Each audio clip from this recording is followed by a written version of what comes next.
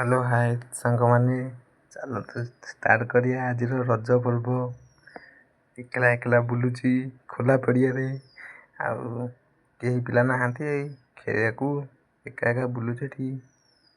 ବର୍ଷା ବି ବହୁତ ଜୋର ଉଠେଇଛି। ତାପରେ ଚାଲି ଆସିଲି ଟିକେ ଦେଖିବାକୁ ଗୋଟେ ପିଲା ଏକଲା ଏକଲା ଛୋଟ ପିଲାଟା ବୁଲୁଛି। ଆଉ ତାପରେ ଏଠି ଆମ ମେଡ଼ିକାଲ ଟିକେ ଆଇଲି, ଦେଖିଲା ବେଳକୁ ଏଠି ବି କେହି ପିଲା ନାହାନ୍ତି। ତାପରେ ଯାଉଛି ଦେଖିବା ଟିକେ ପାର୍କ ଆଡ଼େ ଦେଖିବା ଯିବି ଟିକେ ଦୋଳି ଟିକେ ଖେଳିବାକୁ। ବର୍ଷା ତ ଯେଉଁ ଉଠେଇଛି, ଏ ରଜ ପାଗ ଯେମିତିଆ ବର୍ଷା ଉଠେଇଛି, ରଜ ମୁଡ଼ ହିଁ ଖରାପ କରିଦେଉଛି। ଆଉ କ'ଣ କରିବା, ଏକଲା ଏକଲା ବୁଲିବା ଛଡ଼ା ଆଉ କେହି ତ ନାହାନ୍ତି। ଆଉ ଦେଖିଲାବେଳକୁ ରଜ ସୁନ୍ଦରୀ 2 ଜଣ ଆମର ରଜ ଦୋଳି ପାଖେ ଖେଳୁଛନ୍ତି। ଆଉ କ'ଣ ଖେଳିବି? ନାଇଁ ଥାଉ, ଚାଲି ପଳେଇବି। ନା ଆଉ ହବନି, ଏ ଯେଉଁ ବର୍ଷା ପବନ ଉଠିଲାଣି।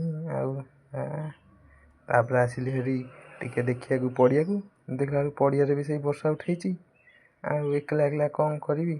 ଦେଖିଲା ବେଳକୁ ଏଠି 2ଟା ପିଲା ଖେଳୁଛନ୍ତି ଯେ, ହେଲେ ମୁଁ କହିଲି ଖେଳିବାକୁ, ମୋତେ ଖେଳୁନାହାନ୍ତି। ଆଉ କ'ଣ କରିବି? ହଉ ସାଙ୍ଗମାନେ, ରହୁଛି ଆଉ। ଏକଲା